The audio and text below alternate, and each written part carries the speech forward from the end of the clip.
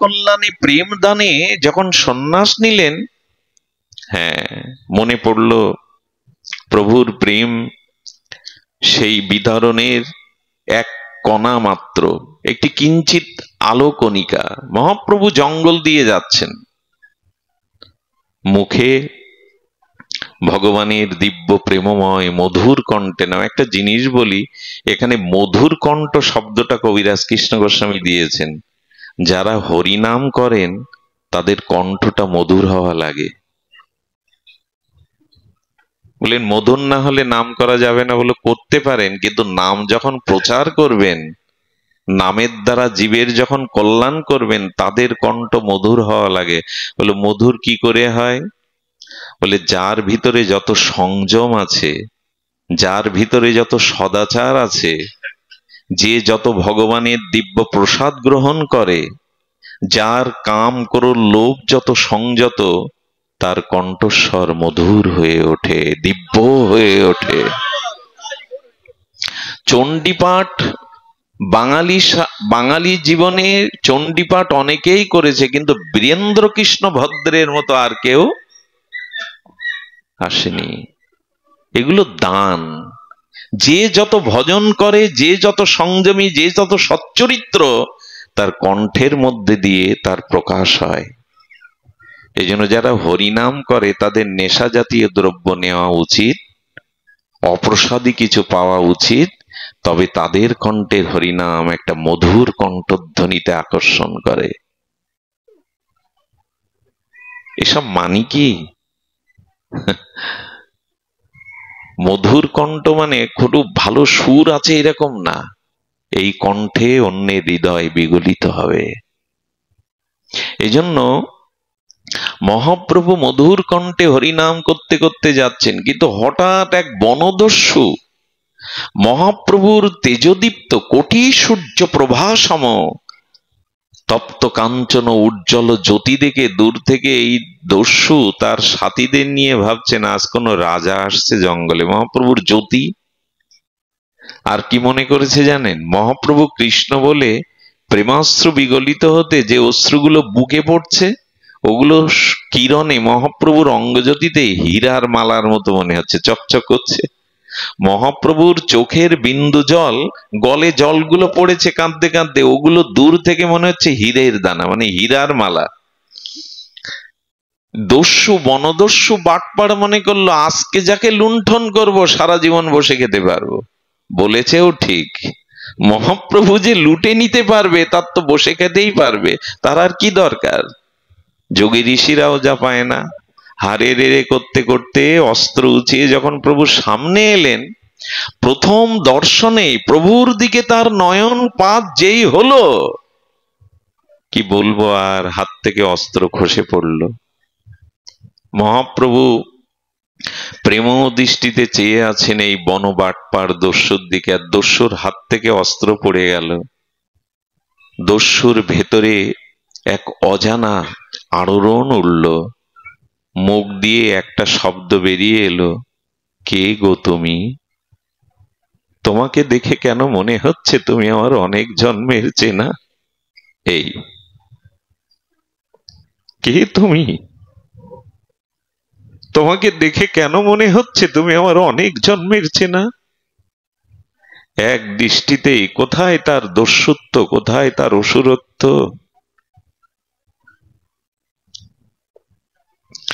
মহাপ্রভু এগিয়ে গিয়ে বললেন, আমি তো তোমার জন্যই এসেছি, তুমি তো আমার, আমি তোমার জন্যই এসেছি, এসো বুকে এসো। স্বয়ং রাধা কৃষ্ণ মিলিত তনু, যিনি পরতত্ত্ব, তিনি বনের এক বাটপার দস্যুকে বলছেন আমি তোমার জন্যই তো এসেছি, এসে বুকে এসো।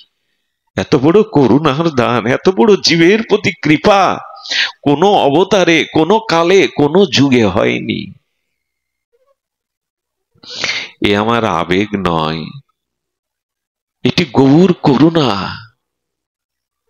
এটি গৌর কৃপা। অনার্পিত চরিণ চিরাত করুণায় অবতীর্ণ কল। অন্যান্য যুগে যখন ভগবান অবতরণ করেন অপ্রপঞ্চ থেকে প্রপঞ্চে, অবতরণ করার নাম অবতার। অপ্রপঞ্চ হতে যখন প্রপঞ্চে অবতরণ করেন স্বয়ং ভগবান, তাকে বলে অবতার বা ভগবানের অংশ, কলা, বিভূতি। তো এই প্রপঞ্চে ভগবান যখন অবতরণ করেন, তখন অন্যান্য ভগবান অন্যান্য যুগে বলেছেন, করুণা তুমি আমার পেছনে এসো, ধ্যান দিবেন, করুণা তুমি আমার পেছনে এসো, আমি যাকে কৃপা করব করুণা তুমি তাকে করুণা দিয়ে ধন্য করবে, আমার আদেশ না পেলে কাউকে করুণা করবে না।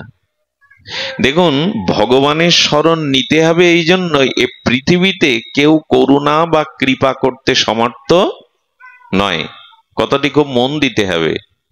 পৃথিবীতে কেউ আপনাকে কৃপা বা করুণা করতে পারে না, এক স্বয়ং ভগবান এবং সাধুগুরু বৈষ্ণব ব্যতীত। যদি বলেন কথাটা কি করে মেনে নেই, আমরা তো আপনজন চারিপাশে সবাইকে পেয়ে গেছি।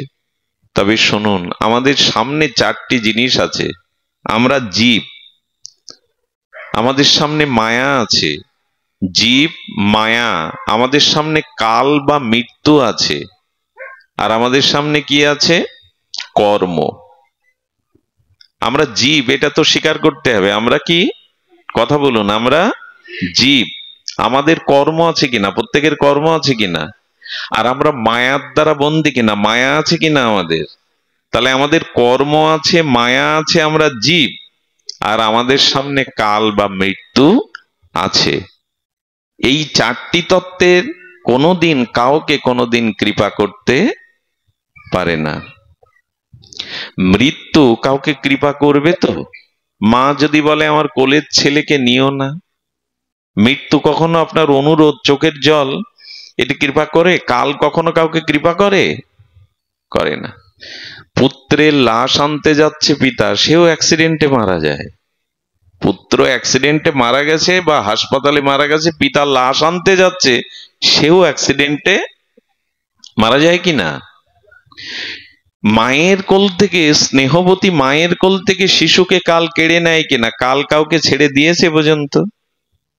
ঘুষ দিয়ে অনেক কিছু কাজ আদায় করতে পারেন, ফাইল ছাড়াতে পারেন, মৃত্যুকে কালকে ঘুষ দিয়ে 2 মিনিট সময় আদায় করতে পারবেন? যে কৃষ্ণ বলি 2 মিনিট সময় দাও, দেবে তো? তাহলে এত অলস সময় কাটাচ্ছেন কেন? 2 মিনিটও সারা জীবনের আয় দিয়ে, সম্পত্তি দিয়ে, অর্থ দিয়ে মৃত্যুর কাছ থেকে 2 সেকেন্ড সময় আপনি বরাদ্দ পাবেন না। তাহলে এত অলস সময় কি করে কাটাই আমরা?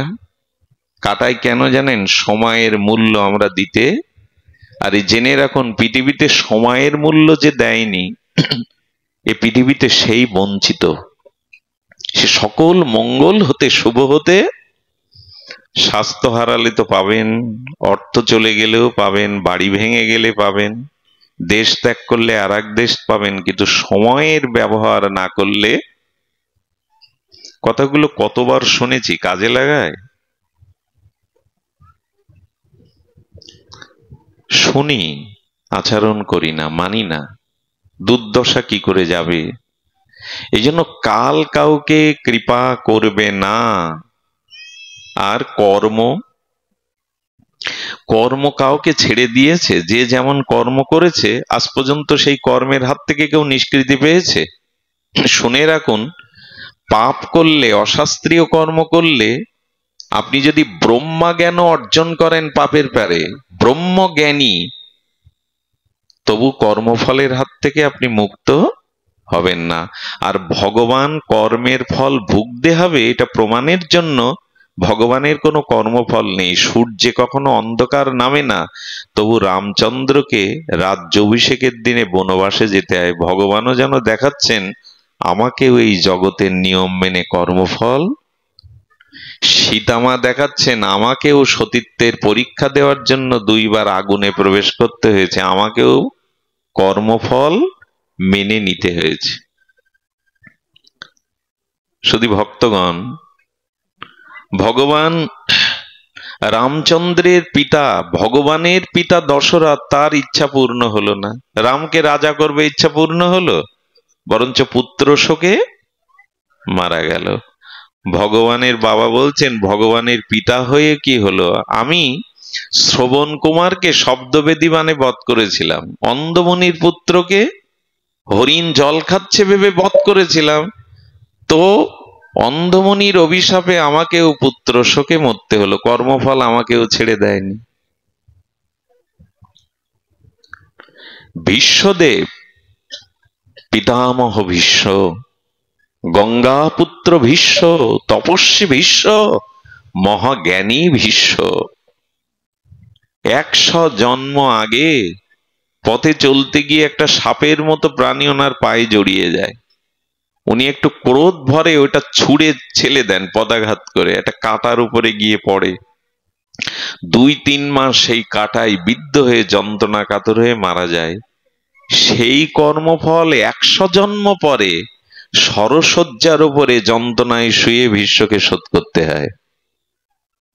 ভীষ্ম শ্রীকৃষ্ণকে বলছেন, আমি জীবনে পাপ করিনি, হে জনার্দন, হে অখণ্ড পরদত্ত ভগবান, আমার 100 জন্মের মনে আছে আমার কথা, আমি পাপ করিনি, আমাকে ভুগতে হচ্ছে কেন, আমার ইচ্ছা মৃত্যু। আচ্ছা, গঙ্গা স্নান করলে পাপ ধুরায়, ভীষ্ম জন্মেছিলেন কার গর্ভে? সেখানে পাপ যায়নি, স্খলন হয়নি কর্মফল। খুব সোজা কি কর্ম ছেড়ে দেবে কাউকে? ঝাল খেলে জিহ্বা জ্বালা করেন এমন লোক আছেন এখানে? আছে? পাপ করবেন অথচ কর্মফল ভোগ করতে হবে না, এরকম কেউ জগতে এ পাওয়ার কারণেই।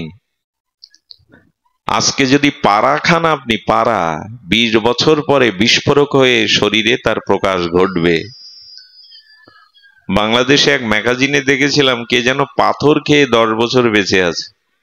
পাথর হজম করতে পারবেন, পাপ করে হজম করার ক্ষমতা নেই কারণ। এই জন্য কর্ম কাউকে কোনোদিন ক্ষমা। আজকে আমরা যা কিছু ভোগ করছি, ত্রিতাপ জ্বালা যন্ত্রণা, সে পুত্র রূপে আমাকে যন্ত্রণা দিক, স্বামী রূপে দিক, পাড়া প্রতিবেশী রূপে দিক, অর্থনৈতিক সংকটে হোক, রোগ শোকে হোক, এর একমাত্র কারণ আমার অতীত জন্মের কর্ম ফল প্রারব্ধ।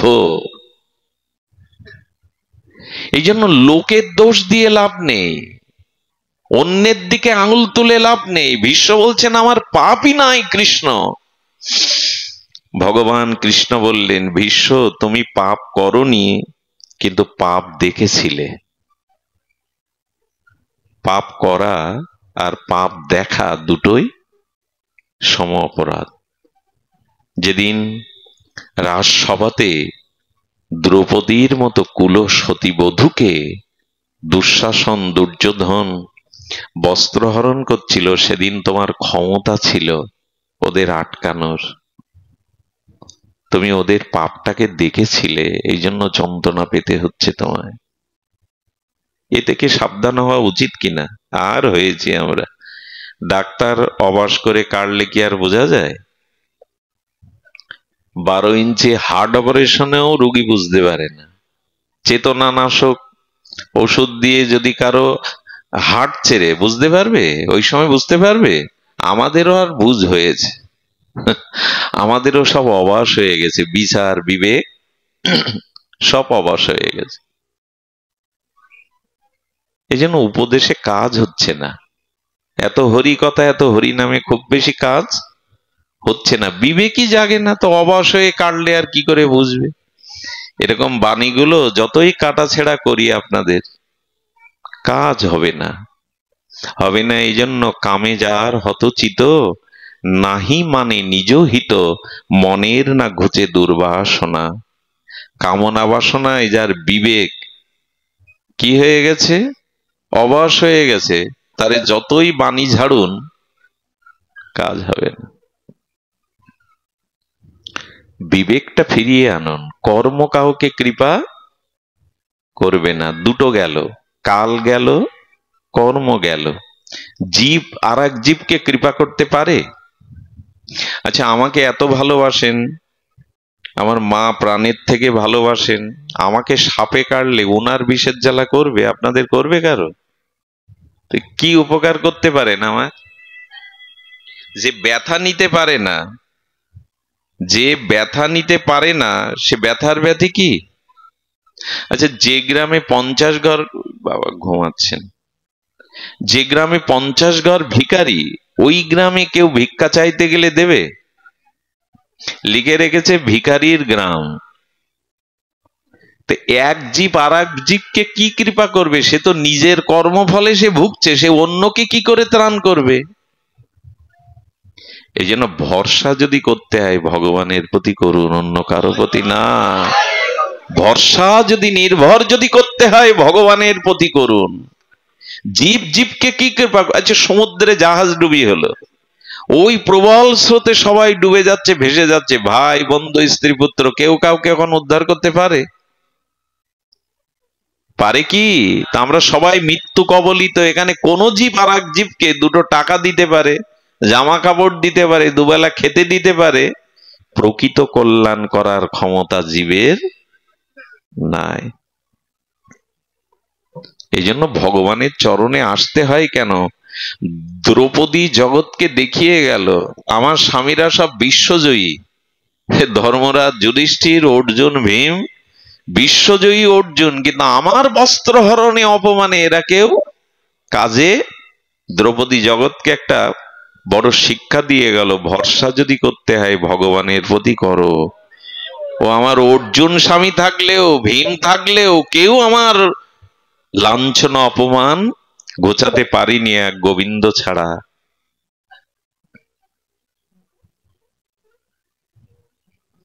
এই কথাগুলি কথা নয়, জীবন দর্শন। এই জন্য জীব আর এক জীবকে আর করুণা করবে কি? সম্বন্ধ এখন টিকে থাকে বর্তমান যুগে, পিতামাতার সাথে সন্তানের সম্পর্ক নেই। 80% দাম্পত্য জীবন জ্বলছে, অবিশ্বাসে জ্বলছে, প্রতি ঘরেই অশান্তি। জীব আর এক জীবকে কি কৃপা করবে? ভরসা যদি করতে হয়, অবলম্বন যদি করতে হয় ভগবানকে করুন। জীব ও কাউকে প্রকৃত করুণা করতে, আমার জন্ম মৃত্যু ব্যাধি থেকে মুক্তি দিতে পারবেন এখানে কেউ? কর্মফল নিতে পারবেন? তাহলে গেল কর্ম, গেল আর কাল গেল আর জীব গেল, বাকি থাকলো মায়া। মায়া আপনাকে কৃপা করবে কি? মায়া ব্রহ্মাকেও ঘোরাচ্ছে, মায়ার পাকে পড়ে ব্রহ্মাও সেখানে আপনি আমি কোন তুচ্ছ সার। মায়ার ফাঁদে ব্রহ্মা পড়ি কাঁদে। মায়ার ফাঁদে ব্রহ্মা কাঁদে কেমন জানেন? বৃন্দাবনে গিয়ে দেখছেন এ ভগবান হয়। স্বয়ং প্রজাপতি ব্রহ্মা দেখছেন যে লোকের এটো খায়, গরু চড়ায় পাচনে নিয়ে, এ ভগবান কি করে হয়? মানে ব্রহ্মাকেও মায়া কবলিত করলো। ভগবানের লীলা দেখেও ব্রহ্মা বুঝতে পারছেন না। কিছু অপরাধ নেবেন না। পুরাণে একটা কথা আছে, আমি ঠিক বলতে সাহস পাই না। ব্রহ্মা তিনি ভগবানের গুণাবতার, তার মধ্যে কোনো দোষ দেখা উচিত না, কিন্তু ব্রহ্মা মায়ার প্রহলিকা বা মায়ার দুর্তর্য ক্ষমতাকে বোঝাতে গিয়ে কি লীলা করেছিলেন জানেন? ক্ষমা করেন যেন ব্রহ্মা আমাকে, পুরাণ যেন ক্ষমা করেন, শুনলে শিহরিত হতে হয়। ব্রহ্মা তার নিজের কন্যা, ব্রহ্মা তার নিজের মেয়ের পিছনে কাম উদ্দীপ্ত হয়ে ছুটেছিল। এটা ব্রহ্মার চরিত্রে নাই। উনি জগৎকে দেখালেন মায়া এরকম ক্ষমতাবান, আমাকেও মোহিত করতে পারে। 10টা রাজ্য জয় করলে সে বীর হয় না, ও আবার রাতের অন্ধকারে কোনো সুন্দরী যুবতীর লাথি খায়, তার পায়ে পদোন্নত হয়। বীর কি হাতে বাহুবলে বন্দুকে রাজ্য জয় করা? মায়াকে যে জয় করতে পারে সেই বীর। এই জন্য মায়া ব্রহ্মাকেও ছেড়ে দেয়নি, তো আপনার আমার কি কথা? তাহলে করুণা কে করবে? কর্ম, জীব, মায়া, কাল। করুণা কার হাতে দাঁড়ালো? শ্রী ভগবানের হাতে, শ্রী গুরুদেবের হাতে, সাধুর হাতেই করুণা। এই জন্য দয়া করে ভগবানের চরণে শরণ আপনাকে নিতেই হবে, ভজন সাধনে আসতেই হবে। কারণ একদিন উপলব্ধি করবেন এ জগতে তিনি ছাড়া প্রকৃত বান্ধব আমার কেহ নাই, আপনজন তিনি ছাড়া এ জগতে কেহ নাই।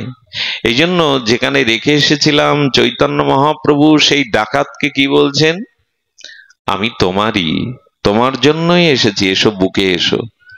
ডাকাত কি বললেন জানেন? এই বটপাড় বনদস্যু সাথীদের বললেন, এতদিন যা সঞ্চয় করেছি নিয়ে ভাগ করে নাও, আমার আর যাওয়া হবে না। গৌর চরণে রয়ে গেলেন। মহাপ্রভু যখন কীর্তন করতেন, ঘর্মাক্ত হলে উনি শ্বেতশুভ্র বস্ত্র দিয়ে মহাপ্রভুর ঘাম মুছিয়ে দিতেন, শাক আনতেন, আর মহাপ্রভুর সাথে বলভদ্র ভট্টাচার্য প্রভুকে একটু সেবার দ্রব্য প্রস্তুত করে দিতেন। বিষ্ণুপ্রিয়া দেবী যেন, পদকর্তা বলছেন, বিষ্ণুপ্রিয়া দেবীর হয়ে, ওরে যে গৌরের গায়ের ঘামটা সংকীর্তনে আনন্দে মহাপ্রভুর গায়ের ঘর্মটা আমি মুছে দেওয়ার সুযোগ পাইনি, এক বনের দস্যু হয়ে গৌর তোকে সেই সবার সুযোগ দিল। ধন্য গৌর, ধন্য গৌর প্রেম। সেই ডাকাত কটা দিন মহাপ্রভুর সাথে কাটাতে কাটাতে মহাপ্রভু বুঝলেন ওকে আত্মসাৎ করা দরকার। একদিন বৃক্ষতলায় বসিয়ে প্রভু ওকে ঘিরে কীর্তন করতে করতেই ও প্রভুর কোলেই মাথা রেখে চলে গেল। এ ভাগ্য ব্রহ্মারও হয়।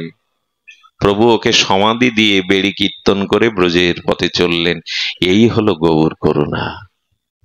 বিচার করেনি কে পাত্র কে অপাত্র, একে দেওয়া উচিত কে দেওয়া উচিত কিনা। গুরু মহারাজ বলছেন, একবার চাল ডাল ছত্রে দান করছে এক রাজা। দান করতে করতে রাজা দূরে দাঁড়িয়ে দেখে একজন পাত্র আনেনি বলে, আর ছত্রে যারা দান করছে তারা বলছে, তোমাকে কি দেব, চাল ডাল গম তেল, পাত্র কই? বলেন, বাবা আমি তো পাত্র আনিনি। তাহলে পাত্র না আনলে আমরা তোমাকে দিতে পারবো না। রাজা দূরে দাঁড়িয়ে দেখে বলছেন, ফিরিয়ে দিচ্ছ কেন? ওকে পাত্রও দাও, পাত্রে দ্রব্যও দাও। তা আমার গৌর ভগবান এরকমই, আমাদের পাত্র নাই, মানে আমাদের হৃদয় শুদ্ধ নয়, আমরা পবিত্র না, আমাদের সদাচার নেই। কিন্তু মহাপ্রভু পাত্রও দিলেন, প্রেমও দিয়ে দিলেন। আর এই পাত্রটা কি জানেন? আজকে যদি একটু নিয়ে যান পাত্রটা ভালো হয়। সারাটা জীবন সেই শিশুকাল থেকে এভাবে দৌড়াচ্ছি, রাত নেই দিন নেই, কিন্তু পাত্র দিতে পারলাম কই? নিজেও পাত্র হতে পারলাম না, আর আপনাদেরও দেওয়ার আমার সেই স্বীকৃতি কই? এই পাত্রটা আর কিছু না, হরিনাম। নেবেন কি কেউ? হরিনাম। হরিনামটাই পাত্র, ওতেই ব্রজভক্তি, ওতেই রাধা প্রেম দাঁড়াবে। সব পাত্রে সব জিনিস ধারণ করা যায় কি? ডিজেলের পাত্রে যজ্ঞের ঘি নেওয়া যায়?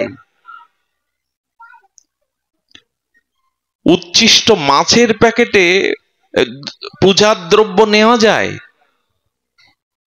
হ্যাঁ, মাঝে একজন বাজার করতে গেছে, ওই যে বড় মাছ কিনেছে, আরো কি কি কিনেছে, আবার গিন্নি বলেছে দুপাতা ধূপ আর ধুনো এনো। ও জায়গা পাচ্ছে না, ওইটা কি করে নেবে? ও প্যাকেটে নিতে পারবে তো ঠাকুর ঘরের ধূপ? একটা আশ্চর্য কথা, আমিষ পাত্রে যদি ভগবানের ধূপ না নিতে পারেন, একবারও মনে হয় না এই হৃদয়ে ভগবান আছেন, এখানে ওই সব খাদ্য কি করে দেয়?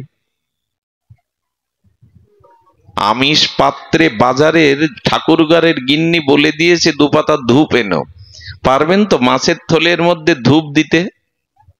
একটু কথা বলেন না কেন? পারবেন না, পারা উচিত নয়। তাই যদি হয়, একটা ধূপ যদি মাছের প্যাকেটে না দিতে পারেন, এখানে হৃদয়ে ভগবান আছেন, ওখানে ওগুলো দিচ্ছেন কি? অবাক হতে হয়। একটা প্রিয়জন মারা গেল, মানুষ মারা গেল, আত্মীয় মারা গেল, ওই মরা মানুষটাকে ছুলে স্নান করে ঘরে ঢুকতে হয়, আর 7 দিনের মরা ফ্রিজ থেকে বের করে খাচ্ছেন, তাতে অপবিত্র বোধ হয় না। ফ্রিজ এগুলো কি আছে? একবারও মনে হয় না যে আহারটা শুদ্ধ করা দরকার? একটা মরা মানুষ, আপনজন, প্রিয়জন, সে, তাকে মারা যাওয়ার পরে ছুলেন আর মরাগুলো কিনে আনেন, 7 দিনের মরাগুলো ওর থেকে বের করে খান, অথচ চান আমার চিত্ত শুদ্ধি হোক। কি হবে? পাহাড়ের গায়ে ঢেলা ছুঁড়ে কি হবে? ঢেলাটাই ভেঙে যাবে। এসব কথা কেউ নেয়? আহার শুদ্ধতার দিকে দৃষ্টি দিতে হবে। খাদ্যের গুণাগুণ স্বভাবে রূপান্তরিত হয়। আচ্ছা, একটা আগুন জ্বলছে, ওখানে যদি চামড়া দেন, কিসের গন্ধ আসবে বাতাসে? কথা বলতে হবে, চামড়ার গন্ধ আসবে। একটা মরা প্রাণী দেন ওর মধ্যে,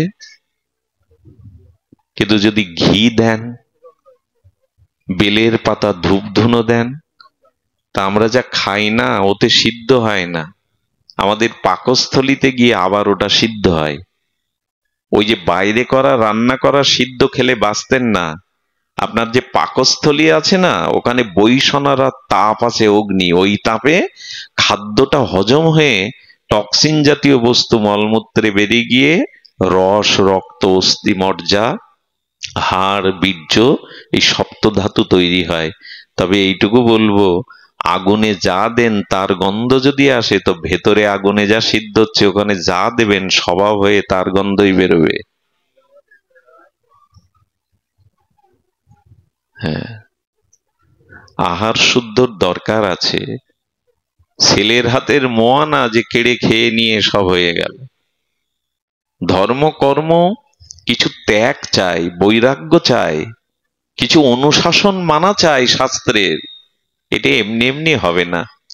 মাঝে মাঝে মনে করি চুপচাপ বাড়ি বসে থেকে হরিনাম করি, এভাবে আর ছুটবো না। নিজের দেহ, নিজের এভাবে শরীর, এভাবে রাতের পর রাত, কারণ একটা মানুষকেও তো প্রকৃত অর্থে শুদ্ধ ভক্তির স্তরে আনতে পারছি না।